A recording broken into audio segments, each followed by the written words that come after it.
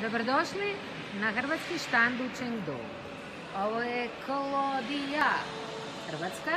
Ovo je naš štand dobrodošlice na kojem možete vidjeti materijale, možete vidjeti DVD-ove od Zagreba, kako se vežu kravate. Dakle, ovdje tu nam je malo imamo magnetića. Sad prelazimo na Hrvatska. Idemo malo na prehrambene artikle. Imamo predivne čokolade, imamo mačice, imamo biskvic, imamo tune, imamo praline, imamo kandit, imamo zmajsku pivovaru, zmajsko, imamo i čajevo, imamo i ratnice, različite, trevarice, čeri, medice.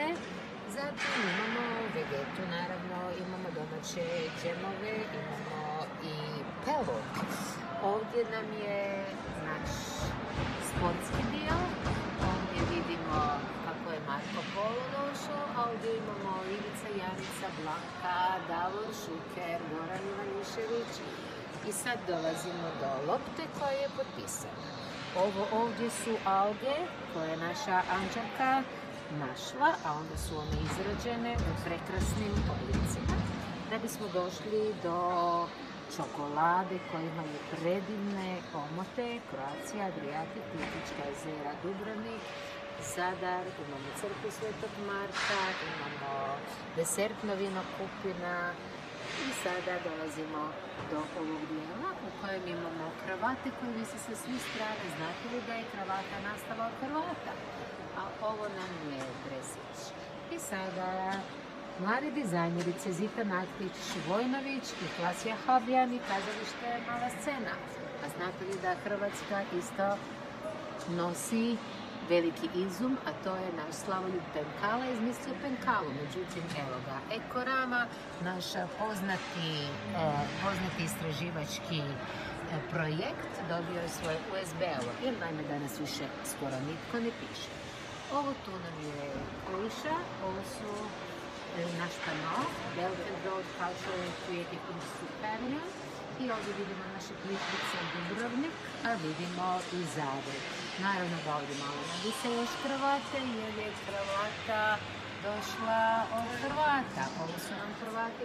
Ovdje vidimo naše ekološke bilježnice, također iz projekta. I sada imamo Centar za ekologiju na ovom skrinu, vrtimo stalno filmove. Ovaj dio je naša književnost. Naša poznata autorica Andreja Petrlin-Huseinović izdala je jako veliku količinu svojih knjiga na kineskom i najčitanija je autorica u Kini, što se može vidjeti, a imat ćemo i njezinu promociju. Dakle, pogledajte naš štand i sa druge strane.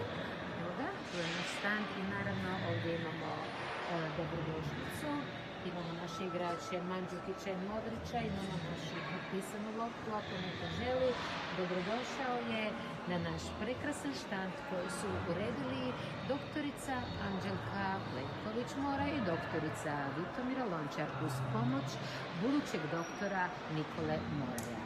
Dobrodošli u Hrvatsku. Klodija, Chengdu 2018. Hvala lijepo.